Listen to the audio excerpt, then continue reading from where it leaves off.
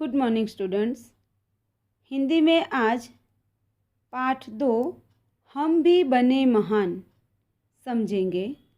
इसका साहित्य प्रकार है प्रेरक प्रसंग। सीधे साधे कार्य एवं घटनाओं में कर्तव्य पालन, प्रामाणिकता, मानवता, अविरत अभ्यास आदि तत्व जुड़ने पर कार्य और कर्ता दोनों की गरिमा और महिमा बढ़ जाती है। प्रस्तुत इकाई में स्वामी विवेकानंद, गोपाल कृष्ण गोखले, सचिन तेंदुलकर और हजरत अली के जीवन से जुड़े कुछ प्रसंग दिए गए हैं, जिनमें उनकी महानता के आधार रूप कुछ गुण द्रष्टव्य होते हैं। यही गुण हमारे जीवन के लिए प्रेरणा पीयूष हैं। ऐसे गुणों को अपनाकर हम भी महान बन सकते हैं। तो अब हम जो इकाई है हम भी बने महान, यह समझेंगे। इसमें 4 गुणों पर आधारित प्रसंग है। कर्तव्य, नियम सबके लिए एक हैं, सफलता का रहस्य और प्रामाणिकता। तो पहला प्रसंग है कर्तव्य। मेले में सब खिलौने ले रहे थे, तब नरेंद्र नामक एक लड़के ने 2 रुपये का शिवलिंग खरीदा। अब भी उसके पास एक चवन्नी बची थी। एक लड़के को रोते देखकर नरेंद्र ने उससे पूछा, क्यों रो रहा है? लड़के ने कहा, मेरे पास एक चवन्नी थी, कहीं गिर गई। अब मेरी माँ मुझे बहुत पीटेगी। लड़के की इस बात पर नरेंद्र ने कहा, कोई बात नहीं, यह लो चवन्नी। ऐसा कहकर नरेंद्र ने अपनी चवन्नी उसे दे दी और आगे बढ़ गया। अभी नरेंद्र कुछ दूरी पर गया था कि सामने से एक मोटर आती दिखाई दी। एक छोटा सा बच्चा उस मोटर से बिल्कुल बेखबर चला जा रहा था। बेखबर यानी बेध्यान। नरेंद्र ने झपट कर उस बालक को खींच लिया। झपट कर यानी तुरंत, शीघ्र। एक पल की देरी होती तो वह बालक मोटर के नीचे आ जाता। इस झपटने की क्रिया में नरेंद्र के हाथ से शिवलिंग छूटकर गिर गया और टूट गया। इस दौरान इकट्ठे हुए लोगों में से किसी ने कहा, बेचारे का नुकसान हो गया, कितने चाव से खरीदा था। चाव यानी इच्छा से। यह सुनते ही नरेंद्र ने कहा, इससे क्या, इस बालक की जान बचाना मेरा पहला कर्तव्य है। यहाँ पर नरेंद्र की महानता के गुण दिखाई देते हैं।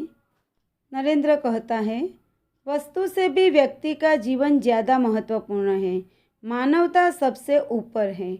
बचपन से ही ऐसे ख्यालात रखने वाला नरेंद्र आगे चलकर स्वामी विवेकानंद के नाम से प्रसिद्ध हुआ।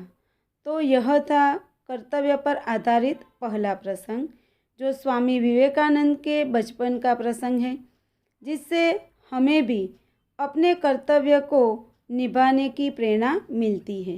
इस प्रसंग से पता चलता है कि नरेंद्र वस्तु से ज़्यादा व्यक्ति के जीवन को अधिक महत्व देता था। उनकी दृष्टि में मानवता का स्थान सबसे ऊंचा था। हमें भी सबके प्रति मानवतापूर्ण व्यवहार करना चाहिए। अब दूसरा प्रसंग है, नियम सबके लिए एक है। बात सन 1885 की है। पुणे के न्यू इंग्लिश हाई स्कूल में समारोह हो रहा था। प्रमुख द्वार पर एक स्वयंसेवक नियुक्त था। स्वयंसेवक यानी अपनी इच्छा से सेवा कार्य करने वाला, जिसे वह कर्तव्य भार दिया गया था कि आने वाले अतिथियों के निमंत्रण पत्र देखकर उन्हें सभा स्थल पर यथास्थान बिठा दे। उस समारोह के मुख्य अतिथि थे मुख्य न्यायाधीश महादेव गोविंद रानडे। जैसे ही वह विद्यालय के द्वार पर पहुँचे, वैसे ही स्वयंसेवक ने उन्हें अंदर जाने से शालीनतापूर्वक रोक दिया। शालीनतापूर्वक यानी विनम्रतापूर्वक, और निमंत्रण पत्र की मांग की।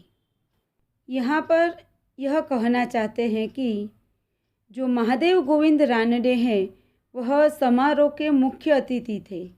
फिर भी जो स्वयंसेवक है वह उन्हें अंदर जाने से मना करता है। क्यों? क्योंकि उन्हें जिम्मेदारी दी गई थी कि आने वाले हर एक अतिथियों के निमंत्रण पत्र देखकर ही उन्हें अंदर प्रवेश दिया जाए और वह अपनी जिम्मेदारी अच्छी तरह से निभाता है। इसलिए वह बिना भेदभाव के मुख्य अतिथि को भी वहीं द्वार पर रोक देता है। अब आगे समझते हैं। बेटा, मेरे पास तो निमंत्रण पत्र नहीं है, रानडे ने कहा, यानी महादेव गोविंद रानडे ने। तो स्वयं सेवक ने कहा, क्षमा करें, तब आप अंदर प्रवेश न कर सकेंगे। स्वयं सेवक ने नम्रतापूर्वक महादेव गोविंद रानडे को उत्तर दिया और उन्हें वहीं द्वार पर रोक लिया। द्वार पर रानडे को देखकर स्वागत समिति के कई सदस्य वहां पर आ गए और उन्हें मंच की ओर ले जाने का प्रयत्न करने लगे, परंतु स्वयंसेवक ने आगे बढ़कर कहा, श्रीमान, मेरे कार्य में यदि स्वागत समिति के सदस्य ही रोड़ा अटकाएंगे तो फिर मैं अपना कर्तव्य कैसे निभा सकूंगा। रोड़ा अटकाना मुहावरा है, यानी बाधा डालना, रुकावट लाना। कोई भी अतिथि हो उसके पास निमंत्रण पत्र होना ही चाहिए। भेदभाव की नीति मुझसे नहीं बरती जाएगी। कौन कहता है? स्वयंसेवक। यह स्वयंसेवक आगे चलकर गोपाल कृष्ण गोखले के नाम से प्रसिद्ध हुआ और उन्होंने देश की बड़ी सेवा की। तो यह था नियम सबके लिए एक। यह प्रसंग पर से हमें यह प्रेरणा मिलती है कि हमें भी जो भी कार्य दिया है वह ईमानदारी पूर्वक बिना भेदभाव के पूर्ण करना चाहिए। अब हम तीसरा प्रसंग सफलता का रहस्य समझेंगे, जो सचिन तेंदुलकर के जीवन पर आधारित है। विद्यार्थी मित्रों, आपके लिए भी यह बहुत प्रेरक प्रसंग है। यदि आपको भी सफलता हासिल करनी है तो कठोर परिश्रम करना चाहिए। अब यह प्रसंग समझते हैं। अंडर 14 क्रिकेट टीम के कप्तान यानी कैप्टन के रूप में एक लड़का अपनी टीम के साथ क्रिकेट मैच खेलने के लिए अहमदाबाद में आया था। उसकी टीम 5 स्टार होटल में ठहरी थी। ठहरना यानी रुकना। सुबह उठते ही पूरी टीम कोच मैनेजर के साथ अल्पाहार के लिए तैयार थी। अल्पाहार यानी नाश्ता, लघु भोजन। एकमात्र कप्तान नहीं दिखाई दे रहा था। उसे ढूंढने के लिए पूरी टीम लग गई, पर वह कहीं न मिला। बाद में किसी ने जाकर उसके कमरे की गैलरी में देखा तो वह एक हाथ से गेंद फेंक रहा था और ज्यों ही गेंद दीवार से टकराकर वापस आती तो दूसरे हाथ से बल्ले से गेंद को खेल रहा था। साथी खिलाड़ी टीम में शामिल होने पर ही संतुष्ट थे, लेकिन वह कप्तान होकर भी सारी रात अपने आप अभ्यास करता रहा। उसका अभ्यास एवं क्रिकेट के प्रति लगाव देखकर कोच मैनेजर और सभी साथी खिलाड़ी दंग रह गए। यहाँ पर सचिन तेंदुलकर की बात कही गई है। अंडर 14 यानी 14 साल से कम उम्र के लड़के, कोच यानी प्रशिक्षक, मैनेजर यानी प्रबंधक। यहाँ पर कहना चाहते हैं कि सचिन तेंदुलकर क्रिकेट टीम के कप्तान थे, फिर भी वह अच्छी तरह से अभ्यास कर रहे थे।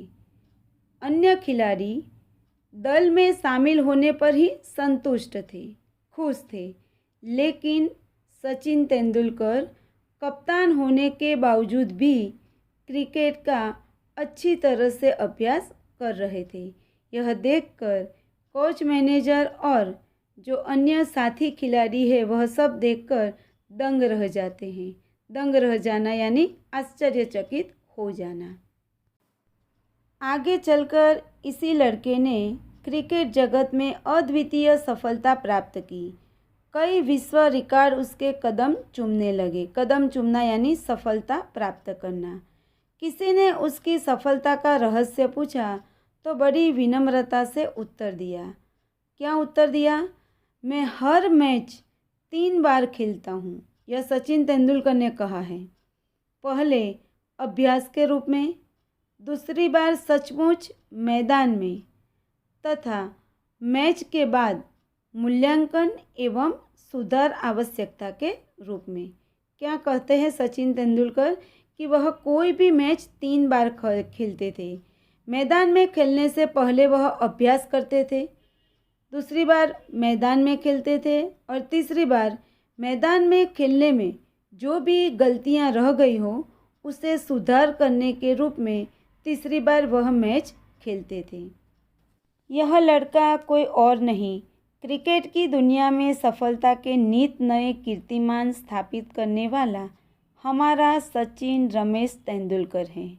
सचमुच एकाग्रता, अविरत अभ्यास, कठोर परिश्रम एवं लगन ही सफलता के आधार हैं। सफल होने के लिए हमें लक्ष्य के प्रति जरा भी लापरवाह नहीं होना चाहिए। लक्ष्य को पाने के लिए हमें लगातार अभ्यास करना चाहिए। अभ्यास के समय जो भी हमारी गलतियां दिखाई देती हैं, जो भी त्रुटियां हैं, उसे दूर करने का प्रयत्न करना चाहिए। तभी जाकर हम भी सफल बन सकते हैं। यही इस प्रसंग से हमें प्रेरणा मिलती है। अब हम अंतिम प्रसंग समझेंगे जो है प्रामाणिकता पर आधारित। एक दिन हजरत अली राज के खजाने की जांच करने गए। काम करते करते अंधेरा हो गया। मोमबत्ती जलाई। थोड़ी देर बाद 2 सरदार अपने निजी काम के लिए हजरत अली के पास आए। हजरत अली ने उन्हें बैठने के लिए कहा। हिसाब की जांच पड़ताल पूरी हुई। हजरत अली ने मोमबत्ती बुझा दी और मेज के खाने से दूसरी मोमबत्ती निकालकर जला ली। सरदारों को यह देखकर बड़ा आश्चर्य हुआ। हजरत अली ने एक मोमबत्ती बुझाकर दूसरी मोमबत्ती क्यों जलाई, यह सरदार नहीं समझ सके। एक सरदार ने बड़ी विनय से हजरत अली से पूछा। तब हजरत अली बोले, भाई, अब तक मैं राजकाज का काम करता था, इसलिए राज की मोमबत्ती जला रखी थी। अब निजी काम शुरू हुआ है, इसलिए मैंने अपनी मोमबत्ती जला ली, नहीं तो मैं चोर या हरामखोर कहलाता। हर एक आदमी को चोरी और हरामखोरी से बचकर चलना चाहिए, चाहे वह अमीर हो या फ़कीर। देखने में तो यह बात बहुत छोटी लगती है, पर है बड़े महत्व की। अब हम आज़ाद हो गए हैं। राजकाज का काम तभी अच्छी तरह से चल सकता है जब लोग इस तरह से प्रामाणिक हो। हमारे पुरखों ने कहा है, पुरखों यानी पूर्वजों ने, माँ गृदः कस्य स्विद धनम, अर्थात किसी के धन माल की लालसा यानी लालच मत करो। यह मनुष्य के लिए सबसे बड़ी सीख है। यहाँ कहना चाहते हैं कि जो व्यक्ति अपनी मेहनत की कमाई के सिवा और किसी का धन उपयोग नहीं करता, वही प्रामाणिक इंसान है। और ऐसे प्रामाणिक व्यक्ति यदि होंगे तो राजकाज का काम बहुत अच्छी तरह से चल सकता है। यहाँ पर चारों प्रसंग पूर्ण हुए। हम देख सकते हैं कि जो महान व्यक्ति होते हैं उसमें कुछ न कुछ विशेष गुण होते हैं। किसी में मानवता के प्रति गहरा प्रेम होता है, तो कोई अपने नियम का पक्का होता है, तो किसी में दुर्लभ प्रामाणिकता होती है। चरित्र और स्वभाव की ऐसी विशेषता ही व्यक्ति को महान बनाती है। और इस पाठ में भी ऐसे महान व्यक्तियों के बारे में हमने समझा कि जिससे हमें भी महान बनने की प्रेरणा मिलती है।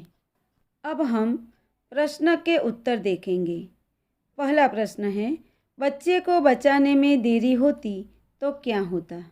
इसका उत्तर है, बच्चे को बचाने में देरी होती तो वह सामने से आ रही मोटर के नीचे आ जाता। दूसरा प्रश्न, दूसरों की जान बचाना हमारा कर्तव्य है। आप और किन बातों को अपना कर्तव्य समझते हैं?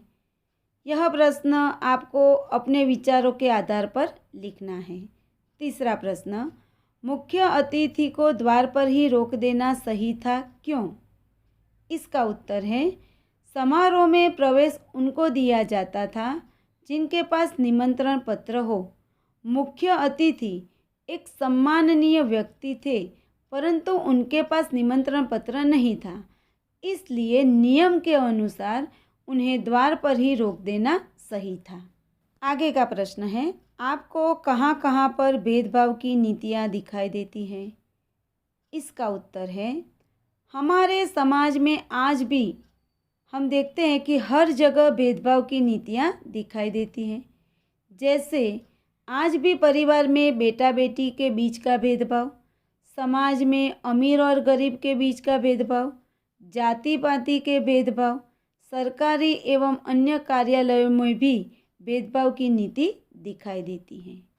अब है 5वां प्रश्न, सफल होने के लिए हमें क्या करना चाहिए? इसका उत्तर है, सफलता प्राप्त करने के लिए हमें अपने लक्ष्य की ओर ध्यान देना चाहिए। लक्ष्य को पाने के लिए लगातार अभ्यास करना चाहिए। हमारे लक्ष्य के प्रति हमें लापरवाह नहीं होना चाहिए। अभ्यास के समय दिखाई देने वाली गलतियों को दूर करने का प्रयत्न करना चाहिए। आगे का प्रश्न है, लड़के ने रोने का क्या कारण बताया? इसका उत्तर है, लड़के ने रोने का कारण बताते हुए कहा कि उसके पास एक चवन्नी थी जो कहीं गिर गई। अगर वह चवन्नी नहीं मिली तो उसकी माँ उसे बहुत पीटेगी। आगे का प्रश्न है, नरेंद्र बड़ा होकर किस नाम से प्रसिद्ध हुआ? तो नरेंद्र बड़ा होकर स्वामी विवेकानंद के नाम से प्रसिद्ध हुआ। 8वां प्रश्न, इस प्रसंग में नरेंद्र में कौन कौन से गुण नजर आते हैं? इसका उत्तर है, नरेंद्र वस्तु से ज़्यादा व्यक्ति के जीवन को महत्व देता था। उनकी दृष्टि में मानवता का स्थान सबसे ऊंचा था। यही गुण नजर आते हैं। आगे का प्रश्न है, द्वार पर रानडे को देखकर स्वागत समिति के सदस्यों ने क्या किया? इसका उत्तर है, द्वार पर रानडे को देखकर स्वागत समिति के सदस्य वहां आ गए और उन्हें मंच की ओर आदरपूर्वक ले जाने का प्रयत्न करने लगे। आगे का प्रश्न, अल्पाहार के समय कौन नहीं दिखाई दे रहा था? इसका उत्तर है, अल्पाहार के समय क्रिकेट टीम का कप्तान नहीं दिखाई दे रहा था। 11वां प्रश्न, सफलता के आधार क्या क्या हैं? इसका उत्तर है, एकाग्रता, अविरत अभ्यास, कठोर परिश्रम एवं लगन ही सफलता के आधार हैं। 12वां प्रश्न, हजरत अली ने एक मोमबत्ती बुझाकर दूसरी मोमबत्ती क्यों जलाई? इसका उत्तर है, हजरत अली राज के खजाने की जांच कर रहे थे, इसलिए उन्होंने राज की मोमबत्ती जलाई थी। जब उन्होंने अपना निजी काम शुरू किया तो उन्होंने वह मोमबत्ती बुझाकर अपनी मोमबत्ती जलाई। इस प्रकार चोरी और हरामखोरी से बचने के लिए हजरत अली ने अपने निजी काम के लिए अपनी मोमबत्ती जलाई। आगे का प्रश्न है, हमारे पुरखों ने क्या कहा है? पुरखों यानी पूर्वजों ने। हमारे पुरखों ने कहा है, माँ गृदः कस्य स्विद धनम, अर्थात किसी के धन माल की लालसा नहीं करनी चाहिए। आगे का प्रश्न है, लोगों की बात सुनकर नरेंद्र ने क्या कहा? इसका उत्तर है, लोगों की बात सुनकर नरेंद्र ने कहा कि मेरे पास जो शिवलिंग था वह तो साधारण मिट्टी का था। बालक की जान बचाने में वह टूट गया तो क्या हुआ? इस बालक की जान बचाना मेरा पहला कर्तव्य है। आगे का प्रश्न है, रानडे को किसने रोका, क्यों? इसका उत्तर है, रानडे यानी महादेव गोविंद रानडे को द्वार पर नियुक्त स्वयंसेवक ने रोका, क्योंकि पूना की न्यू इंग्लिश हाई स्कूल में समारोह हो रहा था। प्रमुख द्वार पर एक स्वयंसेवक नियुक्त था। उसे जिम्मेदारी दी गई थी कि आने वाले अतिथियों के निमंत्रण पत्र देखकर ही उन्हें प्रवेश दिया जाए। रानडे समारोह के मुख्य अतिथि थे, परंतु उनके पास निमंत्रण पत्र नहीं था, इसलिए नियम के अनुसार स्वयंसेवक ने उन्हें द्वार पर रोक दिया। आगे का प्रश्न, कोच, मैनेजर और साथी खिलाड़ी दंग क्यों रह गए? इसका उत्तर है, कोच मैनेजर के साथ अल्पाहार करने के लिए सारी टीम तैयार थी, परंतु एकमात्र कप्तान नहीं दिखाई दे रहा था। पूरी टीम कप्तान को ढूंढने में लग गई, पर वह कहीं नहीं मिला। बाद में किसी ने उसे कमरे की गैलरी में देखा। वह एक हाथ से गेंद फेंक रहा था। जब गेंद दीवार से टकराकर वापस आती, तब दूसरे हाथ से बल्ले से गेंद को खेल रहा था। उसका अभ्यास और क्रिकेट के प्रति लगाव देखकर कोच मैनेजर और साथी खिलाड़ी सब दंग रह गए। आगे का प्रश्न, राजकाज का काम कैसे अच्छी तरह से चल सकता है? इसका उत्तर है, हजरत अली जब राज के खजाने की जांच करते थे तब राज की मोमबत्ती जलाते थे। जब निजी काम करते थे तब राज की मोमबत्ती बुझाकर अपनी मोमबत्ती जलाते थे। अपने निजी काम के लिए राज की मोमबत्ती जलाना उनकी नज़रों में चोरी और हरामखोरी था। राज का काम तभी अच्छी तरह से चल सकता है जब हजरत अली जैसी प्रामाणिकता हो। तो यहाँ पर प्रश्न के उत्तर पूर्ण हुए। यह प्रश्न के उत्तर आपको वीडियो में से सुनकर ही अपनी CW में लिखने हैं। अब आगे के प्रश्न हैं, नरेंद्र ने लड़के को क्या दिया? इसका उत्तर है चवन्नी। दूसरा प्रश्न, समारोह के मुख्य अतिथि कौन थे? इसका उत्तर है महादेव गोविंद रानडे। आगे का प्रश्न है, स्वयंसेवक क्या देखकर लोगों को यथास्थान ले जा रहा था? इसका उत्तर है निमंत्रण पत्र। चौथा प्रश्न, स्वागत समिति के सदस्य रानडे को किस ओर ले जाने का प्रयास कर रहे थे? इसका उत्तर है मंच। पांचवा प्रश्न, किसे ढूंढने के लिए पूरी टीम लग गई? इसका उत्तर है कप्तान। तो यहाँ पर जो दूसरा पाठ है, हम भी बने महान, यहाँ पूर्ण होता है। सारे प्रश्न के उत्तर की चर्चा हमने कर ली है।